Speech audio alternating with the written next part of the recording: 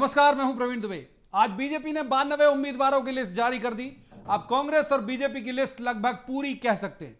2 सीटें बीजेपी ने रोकी हैं, गुना और विदिशा, जबकि कांग्रेस ने रोकी है मात्र 1, बैतूल की आमला। ये सब कुछ आप लगातार हमारे चैनल पर ही देख चुके हैं, लिहाजा दोहराव करना ठीक नहीं है। अब वक्त है इनके विश्लेषण का। भारी विरोध बागियों का कांग्रेस में भी हो रहा, बीजेपी में भी। पहले बात कांग्रेस की, खातेगांव से उम्मीदवार दीपक जोशी को काले झंडे दिखाए गए, उनकी गाड़ी में तोड़फोड़ कर दी गई। बीजेपी में जबलपुर उत्तर से अभिलाष पांडे को टिकट देने से नाराज बीजेपी कार्यकर्ताओं ने बीजेपी संभागीय मुख्यालय में जाकर जमकर हंगामा किया। भाजपा नेता धीरज पटेरिया, कमलेश अग्रवाल और शरद जैन के समर्थकों ने केवल नारेबाजी नहीं की, बल्कि लात घूंसे भी चलाए और केंद्रीय मंत्री और एमपी के प्रभारी भूपेंद्र यादव के गनर को जमकर पीटा। भोपाल दक्षिण पश्चिम सीट से भगवान दास सबनानी को टिकट दिए जाने का भी विरोध हुआ और भी जगह से असंतोष की खबरें आ रही। तो आज बात इसी पर करेंगे कि बागियों से दोनों दलों को नुकसान कितना होगा। बीजेपी की आज की लिस्ट के कितने उम्मीदवार जिताऊ हैं? दोनों ही दलों में घुसपैठियों को जगह क्यों मिल गई? बीजेपी ने आखिर क्यों अपने प्रचारित मानदंडों यानी परिवारवाद को तोड़कर समझौते किए? आज की सूची में उन लोगों को भी जगह क्यों मिल गई जो सर्वे में पिछड़े हुए प्रचारित किए गए थे? अब मुकाबले को लेकर तस्वीर क्या बन रही है? जनता अब किसके साथ जाएगी, तब जब यह चुनाव मुद्दे के बजाय उम्मीदवारों पर ही होता दिख रहा है। बहुतेरे सवाल जिन्हें लेकर एक खास पैनल के पास जाएंगे और कहेंगे जवाब तो देना होगा, लेकिन सबसे पहले आपको 2 तस्वीरें दिखाते हैं विरोध की, उसके बाद चर्चा शुरू करेंगे। देखिए, पहली तस्वीर आप देख रहे होंगे, ये कांग्रेस की है। दीपक जोशी के काफिले को लोग रोका, कहा जा रहा है कांग्रेस के ही लोग थे, उन्होंने रोका, काले झंडे दिखाए, उसके बाद पथराव भी किया। गाड़ी आप देख रहे हैं, टूटी हुई गाड़ी भी दिख रही है और जमकर हंगामा किया। दूसरी तस्वीर जबलपुर की है, आपको भूपेंद्र जी भी दिख रहे होंगे स्क्रीन पे। उनके गनर को लोगों ने पकड़ा, उसे मारा और ऐसी नौबत भी आ गई कि उन्हें पिस्टल निकालने का उपक्रम करना पड़ा। जो गनर हैं उनको पिस्टल निकालने का उपक्रम भी करना पड़ा। इस तरह से वहां पर हंगामा हुआ। तो ये 2 तस्वीरें आज की जो थी वो हमने आपको दिखाई। और भी जगह से लगातार तस्वीरें आ रही, लेकिन अगर वही दिखाते रह जाएंगे तो पूरा वक्त उसी में चला जाएगा। ये तस्वीरें आप देख रहे हैं, एक तस्वीर कांग्रेस की, एक तस्वीर बीजेपी की। भूपेंद्र जी भी आपको तस्वीर में दिख रहे होंगे। बहुत ज्यादा हंगामा हुआ अभिलाष पांडे को टिकट मिलने के विरोध में, भोपाल में भी हुआ है। तो अब इसके बाद हम चर्चा की शुरुआत करेंगे। तस्वीरें आपने देख ली दोनों जगह की, चर्चा की शुरुआत कर लें। उससे पहले हम अपने जो गेस्ट हैं उनका तारुफ जरूर आपसे कराना चाहेंगे। हमारे साथ आज जो 3 खास मेहमान हैं उनमें सनवर पटेल हैं, बीजेपी के विद्वान ऊर्जावान प्रवक्ता हैं, बहुत स्वागत है सनवर जी का। दूसरे हैं अजीत सिंह भदौरिया, कांग्रेस के विद्वान ऊर्जावान प्रवक्ता हैं, स्वागत है। और तीसरे मेहमान बहुत वरिष्ठ पत्रकार हैं, बहुत अच्छे राजनीतिक विश्लेषक हैं, रमेश शर्मा जी का भी बहुत बहुत स्वागत है। शुरुआत चूंकि लिस्ट आज बीजेपी की आई है, लिहाजा सनवर पटेल जी से भी कर देते हैं। सनवर जी, पार्टी विद द डिफरेंस, अभी तक मजाक उड़ा रहे थे आप कांग्रेस का कि देखिए क्या कपड़े फाड़। जबलपुर में जो हुआ वो तो कपड़े फाड़ से ज्यादा था। देखिए प्रवीण जी, ये बात सही है कि जब जिस प्रकार से टिकटों का जब वितरण होता है और आज जब एक सीट पर 4 या 5 एक स्तर के कार्यकर्ता टिकट पाना चाहते हैं, टिकट मिलने के लिए वो तैयार रहते हैं कि हमको टिकट मिलना चाहिए, तो ऐसी स्थिति में कहीं कहीं इस प्रकार का असंतोष आता है। और बहुत ही नॉमिनल आप देखेंगे कि गिनती पर आप 1-2 की संख्या से शुरू करेंगे तो 2.5 की संख्या तक पे नहीं पहुंच पाएंगे जब मध्य प्रदेश में भारतीय जनता पार्टी के इस प्रकार के कहीं विरोध की बात होती है। और जो घटनाक्रम आपने बताया टीवी स्क्रीन पर, ये तो कहीं आपको एक आध जगह ही मिलेगा।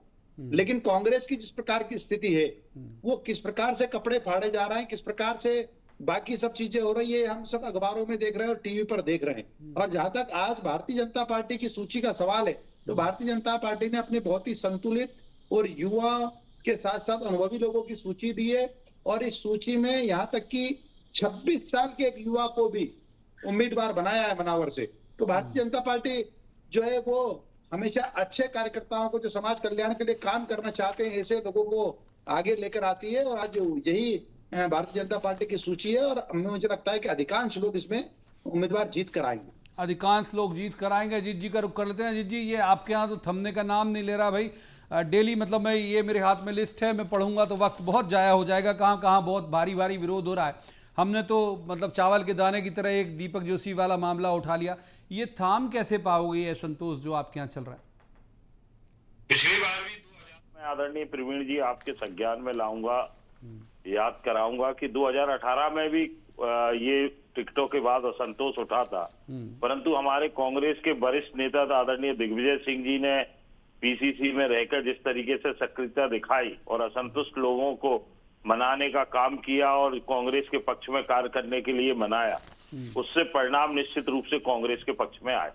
आज भारतीय जनता पार्टी ने जो आपने एक शब्द बोला और हमारे भारतीय जनता पार्टी के मित्र उसको गोल कर गए, परिवारवाद, जो हमेशा दिल्ली से लेके भोपाल तक उसके नाम पे राजनीति करते हैं, आज उसकी ब्रांडिंग हो गई आदरणीय प्रवीण जी मध्य प्रदेश के अंदर। एक तो मौसम बिसेन के रूप में इन्होंने उस पर ठप्पा लगा दिया परिवारवाद के नाम पर, और दूसरा आप देखेंगे कि आज नरेंद्र मोदी जी ग्वालियर में आए थे, उन्होंने ज्योतिरादित्य सिंधिया जी की पहचान परिवारवाद के रूप में बता दी। उन्होंने कहा जिस स्टेट का मैं रहने वाला हूं बड़ौदा का, उसके ये दामाद है, इसलिए मेरी नजर में इनकी इज्जत है। ये परिवारवाद का दो ब्रांडिंग आज मध्य प्रदेश में भारतीय जनता पार्टी ने कर दी। जहां तक भारतीय जनता पार्टी की बात है आदरणीय प्रवीण जी, थके और चुके हुए चेहरे हैं। आप ग्वालियर की बात करेंगे, अनूप मिश्रा जी से लेके सब जगह इनका विरोध हो रहा है। आप देखेंगे कि एक भी ग्वालियर में 6 विधानसभा सीट है, ग्वालियर विधानसभा, एक भी ब्राह्मण समाज के व्यक्ति को टिकट नहीं दिया, जबकि दूसरी तरफ कांग्रेस ने दो विप्र समाज के बंधुओं को प्रतिनिधित्व इलाकेवार करेंगे सर बात, बहुत वक्त है। एक बार रमेश जी को इन करते हैं। रमेश जी, आपकी टिप्पणी। असंतोष, ये दोनों पॉलिटिकल गेस्ट हैं, ये स्वीकारेंगे नहीं, जाहिर बात है, इनकी राजनीतिक मजबूरी भी है। असंतोष दोनों जगह उबल रहा है। मैं अजीत जी की इस बात से सहमत हूं कुछ हद तक कि भाई पिछली बार भी 30 बागी मैदान में उतरे थे, जीते 4, लेकिन खेल तो बिगाड़ गए। धीरज पटेरिया जिनका हम तस्वीर दिखा रहे हैं जबलपुर से, इनने भी शरद जन का खेल बिगाड़ा था। जब पिछले बार के चुनाव में बीजेपी को एक सीट का जो वहां तगड़ा नुकसान हुआ वो धीरज पटेरिया के कारण हुआ। तो बागी भले ना जीते, खेल तो बिगाड़ते हैं। आप कैसे देखते हैं दोनों तरफ के असंतोष को? ये बिल्कुल आपने सही कहा, असंतोष दोनों तरफ है। अंतर केवल इतना है कि कांग्रेस में जो विरोध हो रहा है वो बहुत मुखर है, वो भाजपा में जो विरोध हो रहा है वो उतना मुखर नहीं है। वो एक घटना, चूंकि धीरज पटेरिया का पुराना भी रिकॉर्ड है, तो वो एक छोड़ करके बाकी लगभग कई जगहों पर भाजपा का असंतोष भी देखने को मिल रहा है। बड़नगर से शिकायतें आ रही हैं, सिवनी मालवा से शिकायतें आ रही हैं, भोपाल दक्षिण से शिकायतें आ रही हैं, और कितने ऐसे स्थान हैं जहां से बराबर आ रहे हैं और लोग अपना प्रोटेस्ट कर रहे हैं। विदिशा जिले के शमशाबाद से शिकायत आ रही है। तो कुल मिलाकर के असंतोष तो दोनों जगह है। वो पिछली बार अगर आप देखेंगे तो करीब 12-14 स्थान ऐसे थे जहां भाजपा के अगर विद्रोही ना होते तो भाजपा को हार का सामना ना पड़ना। धीरज को चूंकि वोट ज़्यादा मिल गए थे तो वो उनकी संख्या ज़्यादा आती है। फिर इसके अलावा भाजपा की इस सूची में वरिष्ठ लोगों को बहुत ज़्यादा दिया गया है मौका। उसमें से कई उम्मीदवार तो ऐसे थे जिन्होंने ये भी कह दिया था कि अगर कोई दूसरा मिले तो आप इसको दे दें। जैसे सिवनी मालवा का ही मैं जिक्र करूं तो प्रेम वर्मा ने कह दिया था कि आप चाहें तो आप किसी और को दे दें। सीता शरण जी ने भी कह दिया था, जैसे भाई को टिकट मिला था कि मैं भाई के खिलाफ नहीं लड़ूंगा, ऐसा कुछ शायद उन्होंने कहा था। हाँ, निश्चित रूप से बहुत ऐसे उम्मीदवार हैं जिन्होंने कह दिया था कि किसी और को देते। और फिर कई उम्मीदवारों का उस सीट पर कोई नाम नहीं था, लेकिन उनको उनका किसी और सीट पर नाम था, वहां से लेकर के फिर उनको जो शिफ्ट किया है। तो ये थोड़ा सूची उनकी आश्चर्यजनक तो है, लेकिन अब फिर भी फिर सांसद इसमें आप देखिए कि नीना वर्मा को इसमें टिकट मिला है, मालवीय को टिकट मिला है, माया सिंह को इसमें आया है, मेरे ख्याल से संपत्तियां उइके भी शायद हाँ। तो कुल मिलाकर के वरिष्ठ लोगों को बहुत उतारा है 2018 को ध्यान में रख करके भाजपा ने। अब ये जो जोखिम उन्होंने उठाया है, कितनी सफलता मिलती है कितनी नहीं मिलती है, ये तो अब आने वाले समय में दिखेगा। सनवर जी, एक सवाल मैं आपसे लेना चाहूंगा। कांग्रेस एक आरोप आपके ऊपर लगाती है कि आपके यहां 3 भाजपा हैं, और मैं उम्मीद करता हूं कि आप भी वेल अवेयर होंगे इस आरोप को लेकर कि भाई नाराज भाजपा, शिवराज भाजपा और महाराज भाजपा।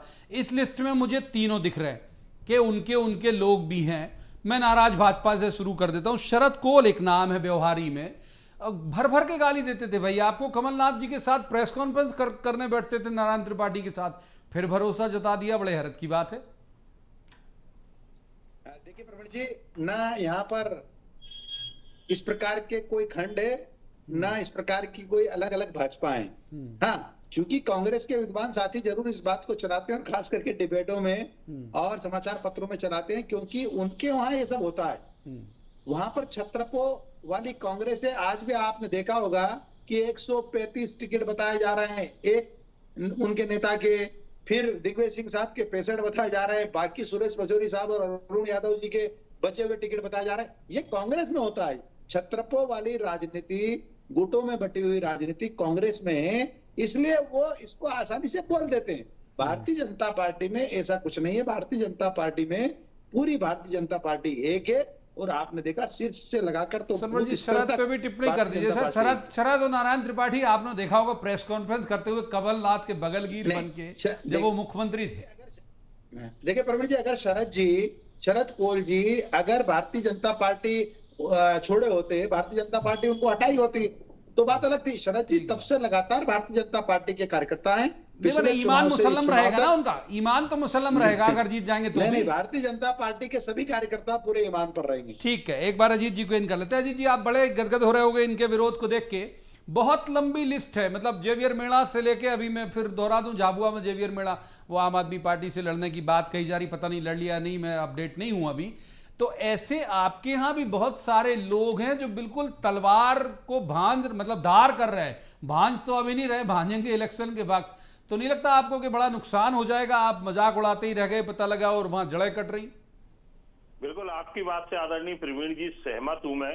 और राजनीतिक दल होने के कारण, और बड़ा राजनीतिक दल होने के कारण, और जिसका नेतृत्व आदरणीय कमलनाथ जी जैसा हो, जो कि जिसको पता है कि मध्य प्रदेश में आने वाले समय में वो सत्ता का नेतृत्व करने जा रहे हैं कांग्रेस पार्टी की सरकार के रूप में, तो उस राजनीतिक दल में आदरणीय प्रवीण जी निश्चित रूप से ज्यादा दावेदार रहेंगे, अति महत्वाकांक्षी लोग भी रहेंगे, और उनमें से किसी एक को मौका मिलेगा, एक को मौका मिलेगा तो कई जगह पे अति महत्वाकांक्षी लोग रहते हैं, वो सब्र का उनका बांध टूट जाता है। परंतु मैं आपसे विनम्रता से आग्रह करूं कि 31 तारीख नॉमिनेशन की लास्ट डेट है।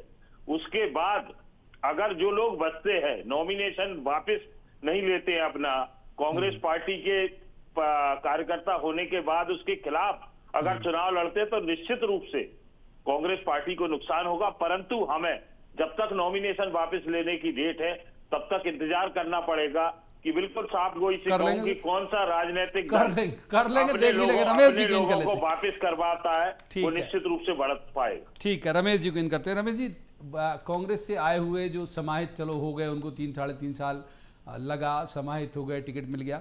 जो ठीक ठीक समाहित नहीं हो पाए वो नाम भी दिख रहे हैं। सपा से जो पिछली बार लड़े वो इस बार बीजेपी की लिस्ट में है, जो बसपा से लड़े वो बीजेपी की लिस्ट में है। सिद्धार्थ तो अभी आए, 8-10-12 दिन भी शायद नहीं हुए होंगे, वो बीजेपी की लिस्ट में है।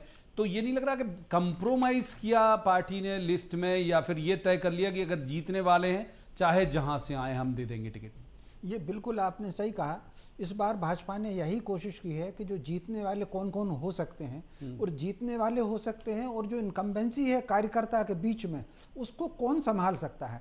2018 में अगर आप देखें, लोग कहेंगे कांग्रेस जीती है, मेरी दृष्टि में भाजपा हारी थी, उसका लाभ कांग्रेस को मिला था। तो कार्यकर्ता की जो इनकम्बेंसी थी, इसलिए अगर आप देखें तो मैं समझता हूँ कम से कम 25 से 30 ऐसे नाम है भाजपा में जो अपने क्षेत्र में बैठते हैं तो जो उनका सब सम्मान करते हैं। तो मोटे तौर पर भाजपा ने जीत का दाव लगाया है बिना इस बात का भले ही बाहर से आए हो कि कौन आया है। तो फिर पार्टी विद द डिफरेंस कैसे हुई फिर? अब वो क्या चीज, फिर पार्टी विद द डिफरेंस कैसे हुई अगर केवल यही आधार लेके कि भाई बाहर से भी आया, जीत रहा है तो दे दो?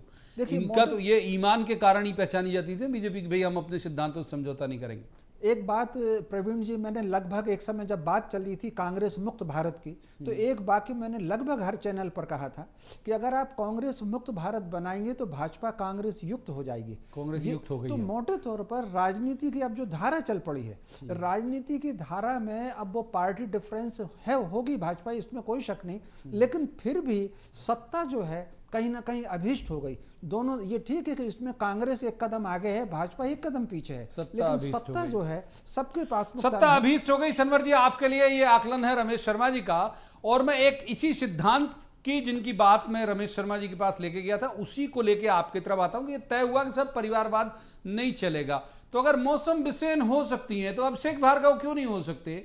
आकाश विजयवर्गीय क्यों नहीं हो सकते? फिर वहां पे पापा क्यों जबरदस्ती ला दिए गए? भाई वो दोनों पापा चाह रहे थे कि बेटा ही आगे जाए, यही तीसरे पापा भी चाह रहे थे, गौरीशंकर बिसेन भी, उन्हें तो मंत्री बनाया आपने कुछ दिन पहले। देखिए बहुत ही अच्छा आप ही ने अपने प्रश्न में मेरा जवाब भी दे दिया प्रवीण जी, कि यही भारतीय जनता पार्टी है कि यहाँ पर अगर कैलाश विजयवर्गीय जी चुनाव लड़ रहे हैं तो आकाश जी चुनाव नहीं लड़े हैं। यहाँ पर गोपाल भार्गव जी चुनाव लड़ रहे हैं तो अभिषेक भार्गव जी चुनाव नहीं लड़े हैं। और जहां तक मौसम बिसेन जी का सवाल है तो निश्चित रूप से वो लगातार कार्यकर्ता रही भारतीय जनता पार्टी की। तो कार्यकर्ता के नाते जो भी कार्यकर्ता रहा हो वो कहीं चुनाव लड़ने में कभी भाजपा ने यह नहीं कहा कि वो परिवारवाद कहलाएगा। अगर कोई लगातार भाजपा का कार्यकर्ता है, विद्यार्थी परिषद से काम करते हुए भारतीय जनता पार्टी में आया है या अन्य किसी अनुषंगिक संगठन से लगातार समाज क्षेत्र में काम करके आया है और वो भारतीय जनता पार्टी में चुनाव लड़ना चाहता है तो लड़ सकता है, उसमें मनाही कभी हमने किया ही नहीं। परिवारवाद तो उसको कहते हैं कि अगर प्रधानमंत्री की इंदिरा गांधी जी रहेगी तो अगला प्रधानमंत्री राजीव गांधी रहेंगे, फिर सोनिया गांधी चेयरपर्सन रहेगी यूपीए की, फिर अपने राहुल गांधी साहब आ जाएंगे, फिर प्रियंका गांधी आ जाएंगे। नहीं, मेरा सवाल ये है दोनों मतलब जो खबरें छन के आ रही थी सर, जो सनवर जी एक सप्लीमेंट्री ले लीजिए, जो खबरें छन के आ रही थी वो ये कि अनुक्षुक थे गोपाल भार्गव जी भी और कैलाश जी भी, वो चाह रहे थे कि भाई हमें मत लाओ, बेटे को ला दो। तब कहा गया कि नहीं आप लड़िए। नहीं, देखिए उन्होंने तो कहा है, सबके बीच कहा है, पब्लिकली कहा है कि मुझे तो दरी बिछाने का काम भी भारतीय जनता पार्टी देगी तो मैं करूंगा, ये तो चुनाव है। ठीक है, तो बहुत स्पष्ट है, कहीं ऐसी कुछ नहीं है, कहीं ऐसा कुछ नहीं। अजीत जी को इन कर लेते हैं सर। अजीत जी, ये इससे बहुत खुशमत हो आप कि भाई इन्होंने अगर नीति नियम सिद्धांत मान लीजिए कुछ तोड़े भी या कंप्रोमाइज भी किया तो उसका मायने ये थोड़ी है कि आप मजबूत हो गए। ठीक है, हम लोग बैठ के यहाँ विश्लेषण कर लेंगे, वो सुन लेंगे, जवाब दे देंगे। आपको क्या फायदा होगा इससे? हमको फायदा होगा कि जनमानस समझ चुका है आदरणीय प्रवीण जी की भारतीय जनता पार्टी झूठे लोगों की पार्टी है। इनका कोई नियम सिद्धांत नीति कुछ नहीं है। अभी कहा ना आदरणीय रमेश जी ने कि सत्ता अभिष्ट, कांग्रेस एक कदम आगे नहीं, कांग्रेस इनसे 10 कदम पीछे हो गई सत्ता के लिए। आप देखेंगे पूरे देश के सिनेरियो उठा के देख लीजिए कि किस तरीके से जिन राज्यों में इनकी सरकारें नहीं आई उनने खरीद फरोख्त की, उसमें मध्य प्रदेश भी एक है आदरणीय। आप अगर देखेंगे कि इन्होंने कहा कि जो भाई 70 से ऊपर के लोगों को टिकट नहीं देंगे। मध्य प्रदेश की बात कर लो आप, माया सिंह जी को ले लो, जयंत भलैया जी को ले लो, बिसाऊ लाल सिंह जी को ले लो, ऐसे अनेकों नाम है जो 70 से ऊपर पार हो चुके हैं। परंतु भारतीय जनता पार्टी ने अगर देखा है कि उनको भाई जीतने का या वो चुनाव लड़ सकते हैं, मध्य प्रदेश के जनमानस का विरोध सहन कर सकते हैं, जो शिवराज सिंह जी के कुशासन से पनपा हुआ है, तो उन्होंने उसको उठा के टिकट दे दिया। तो इसमें कहाँ गई नीति नियम सिद्धांत? अगर 70-72 का भारतीय जनता पार्टी के मित्र साफ गोई से झूठ बोल रहे हैं। कैलाश विजयवर्गीय जी ने सार्वजनिक रूप से कहा कि भाई मैं चुनाव नहीं लड़ना चाहता, मैं तो सभाएं करना चाहता था, चुनाव लड़ने का काम अब आकाश का है। ठीक है, ये बात पुरानी हो गई। एक बार इन कर लेते हैं रमेश जी को।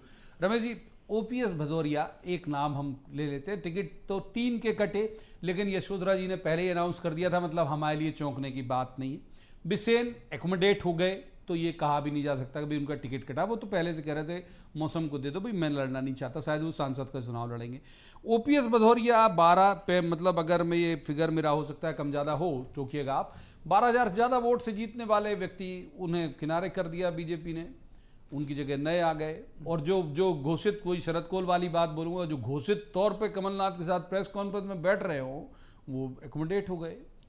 हाँ, निश्चित रूप से ये सूची में मुझे भी ये कौल जी का आश्चर्यजनक लगा। ओपीएस भदौरिया जी के अगर आप देखें तो वहाँ पर इनकी कुछ व्यक्तिगत शिकायतें ज़्यादा थी।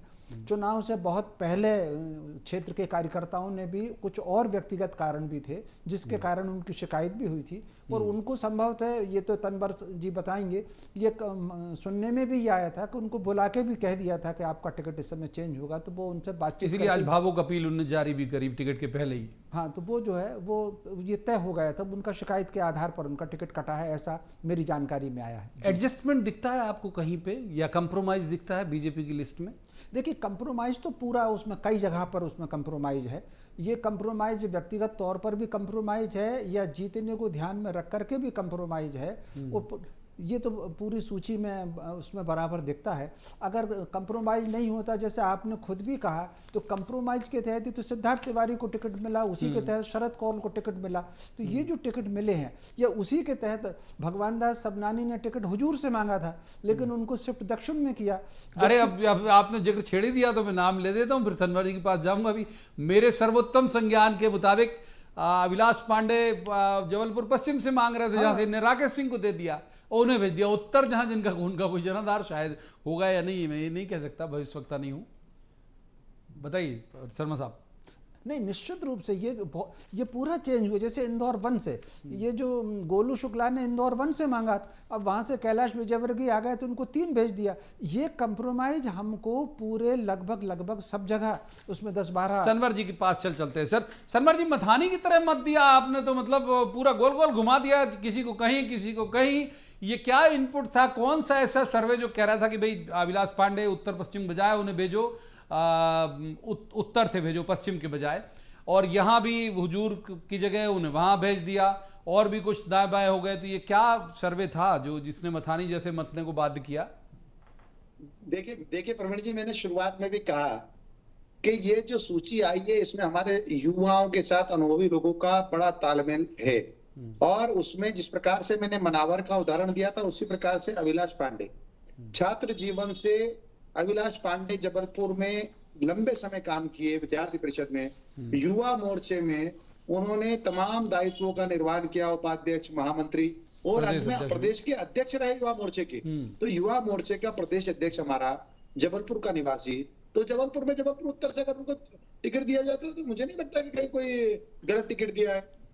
ठीक है, एक बार अजीत जी, 20 से ज्यादा नेताओं ने आपके यहाँ अभी तक त्यागपत्र दे दिए, और लगातार कर भी, मतलब त्यागपत्र के सिलसिले जो है वो जारी है। कोई दिगंबर स्वरूप में आके आंदोलन कर रहा है, कोई हनुमान चालीसा पढ़ रहा है, तो ये बहुत आपके लिए भी बिल्कुल इत्मीनान के क्षण तो है नहीं। विरोध के तो सभी जगह से मामले आ रहे हैं। ये आप कह रहे हो कि 31 के बाद नहीं दिखेगा, तो बागी होकर नहीं लड़ेंगे? पिछली बार आपको बहुत लोगों ने नुकसान पहुंचाया, प्रदीप जायसवाल ने पहुंचाया, अभी इनकी लिस्ट में शामिल है, और भी लोगों ने पहुंचाया।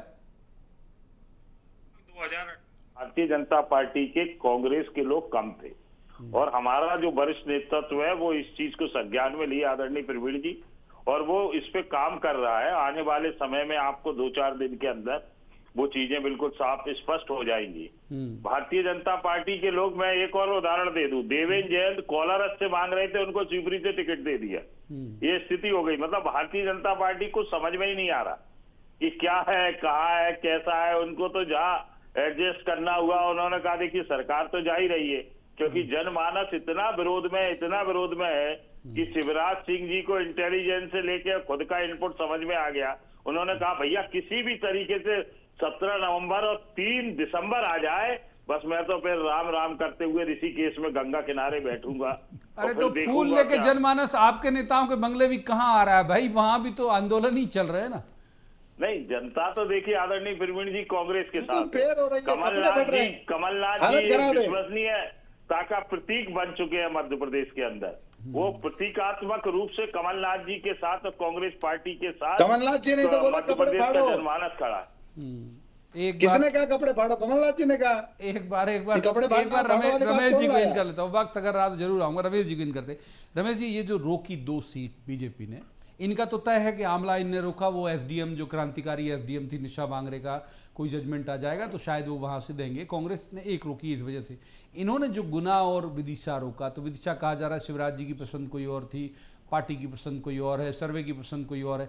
गुना क्या हम उम्मीद करें कि ज्योतिरादित्य सिंधिया भी नमूदार हो सकते हैं विधानसभा चुनाव में? सीट है गुना, रिजर्व सीट है, तो वहां से तो ज्योतिरादित्य तो आ नहीं सकते। लेकिन अच्छा, वहां का नाम भी लगभग गुना का तय था, और विदिशा जो कि भाजपा का एक गढ़ माना जाता है, तो मोटे तौर पर 2 नाम उसमें से उभर करके आ रहे थे। लेकिन विदिशा को होल्ड पर रखने का मुझे बहुत आश्चर्यजनक लगा, क्योंकि 2 वहां पर प्रमुख नाम आए थे। एक तो शायद सौदान सिंह जी के दामाद लगते हैं बघेल जी, उन्होंने भी टिकट शमशाबाद और विदिशा से मांगा था, और दूसरा मुकेश टंडन जी चूंकि सीएम के निकट माने जाते हैं, तो उनका ये दोनों में से किसी एक का फाइनल होना था। अंततः शिवराज जी और सौदान सिंह मिलकर के भी ये तय कर सकते थे, फिर भी लेकिन अगर विदिशा होल्ड पर रखा तो इसको तो बहुत ही आश्चर्यजनक है। इसमें एक संभावना मुझे ये भी दिखती है, हो सकता है एंड टाइम पर एक बार विदिशा और होल्ड पर रखा था संसदीय चुनाव में 91 में, अचानक अटल जी को वहां पर लेकर के आकर के भाजपा ने चुनाव लड़ा था, तो हो सकता है कुछ इस तरह की कुछ बात हो, किसी बहुत वीआईपी को लेकर के आना हो। तो सिंधिया वहां ले जाएंगे क्या? जी सिंधिया को वहां तो नहीं ले तो जाएंगे। हो सकता है कुछ ऐसी सिंधिया जी, क्योंकि ग्वालियर रियासत का विदिशा तो इनकी हिस्सा रहा सबसे है सेफ विदिशा। सीट है और सबसे हाँ, ग्वालियर रियासत का हिस्सा विदिशा रहा है और विदिशा में सिंधियाओं का प्रभाव भी है। तो हो सकता है कुछ ऐसी कोई वीआईपी हो, लेकिन कुछ ना कुछ कारण जरूर है जो मुझे बिल्कुल समझ नहीं आया कि विदिशा रोकने का कारण क्या है। वो भाजपा का गढ़ है, अगर भाजपा वहां से हारती है तो वो कांग्रेस नहीं जीतती, भाजपा वाले उसको हराते हैं। तो ये विदिशा का एक बड़ा पुराना रिकॉर्ड है, उसके बाद उसको होल्ड पर रखा है। तो मुझे तो कोई वीआईपी दिखता है कि एंड टाइम पर किसी को ला सकते हैं। अच्छा ये बताइए कि जो जिस तरह का पूरा इनके तरफ दोनों तरफ जो हम कह रहे हैं कि भाई हंगामे, सनवर जी के पास हम जाते हैं लेकिन कुछ शायद तकनीकी दिक्कत है, तो जो हंगामे जो बवाल जो दोनों तरफ से दिख रहा है, कांग्रेस तो इस बात को लेके मतलब घोषित है, हम जब से कांग्रेस को कवर कर रहे हैं तब से हम देख रहे हैं कि इनके यहाँ ही चलन में होता है। बीजेपी में अब तेजी से जो बढ़ा है, दोनों आपको लगता है कि इस डैमेज को कंट्रोल कर पाएंगे या फिर ये और तेज होगा? भले दावे कुछ भी किए जाएंगे, बाद में सब मान जाते हैं, मानते तो नहीं है, नुकसान तो करते ही है। देखिए, कंट्रोल तो काफ़ी कुछ हो जाएगा लेकिन पूरा कंट्रोल नहीं होगा। कुछ लोग विद्रोह कर सकते हैं और कुछ लोग विद्रोह ना करें तो घर जा सकते हैं। तो कंट्रोल पूरा नहीं होगा, लेकिन दोनों पार्टियां ज़्यादातर कंट्रोल कर लेंगी। पिछले चुनाव में भी हमने ऐसा देखा था कि काफ़ी कुछ कंट्रोल हो गया था, इस बार भी काफ़ी कुछ कंट्रोल दोनों पार्टियां कर लेंगी। ठीक है, माफ कीजिए, दोनों पॉलिटिकल गेस्ट का अंतिम में रिमार्क लेता, लेकिन कुछ डिस्कनेक्ट हो गया था। आप कनेक्ट हैं लेकिन वक्त इजाजत नहीं देता। बहुत बहुत शुक्रिया तीनों मेहमानों का इस चर्चा में शामिल होने के लिए। मैं अब तमाम दर्शकों से यही कहूंगा कि आप तो बस तेल देखिए, तेल की धार देखिए। विरोध आपको दोनों जगह देखने को मिल रहे होंगे, दोनों पार्टियों में हंगामे देखने को मिल रहे होंगे, लेकिन जो वोटर है वो बड़ा साइलेंट रहता है, वो देखता है। और ये बात भर एक है जो दावे के साथ कही जा सकती है, जिसमें किसी ज्योतिष ज्ञान की जरूरत नहीं है, कि इस बार के चुनाव व्यक्ति परख होंगे, पार्टी परख नहीं। आज की इस चर्चा में इतनी ही। अब आपसे मुलाकात होगी सोमवार को, किसी खास मसले पर खास पैनल के साथ बैठेंगे और कहेंगे जवाब तो देना होगा। आप देखते रहिए BS TV।